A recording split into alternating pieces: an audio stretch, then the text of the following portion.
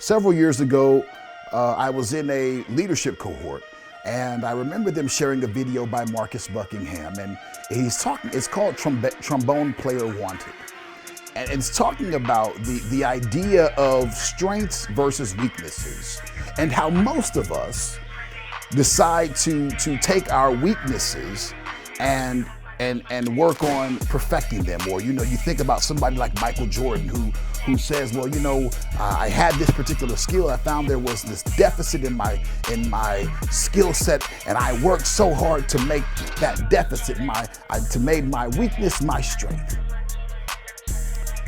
But what Marcus Buckingham really decides to challenge us on is the thought process behind maybe we should spend less time on our weaknesses and more times on our strengths. And his thought process goes to think about it like this. If I'm bad at math, if I struggle with mathematical equations, no matter what kind of productivity I get, I can spend 4 hours trying to learn this really difficult math concept. And no matter how much I try, I'm going to have a limited amount of return because that's something that I typically struggle with, or I would consider a weakness for me. On the flip side of the coin, some of us might consider the other aspects, or you may be your creative writing, or maybe your writing skills, or maybe your business acumen might be a strength for you and something that you're good at without really having to try, or you've had success at it without really having to go above and beyond. And his theory is that if we will get more benefit from the 4 hours that we put into our strengths than from the 4 hours that we put into our weaknesses. If I spend 4 hours putting into my weaknesses, the returns I'm going to get are going to be small. If I spend 4 hours working on my strengths, the returns are going to be great.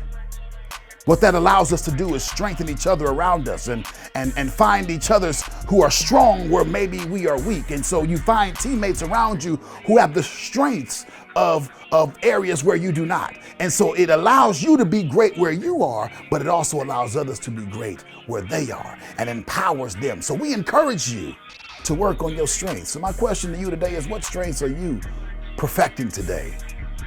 And what weaknesses are you going to manage? Not leave them alone. What weaknesses can you manage, and what strengths can you perfect? Remember to love, serve, and be kind.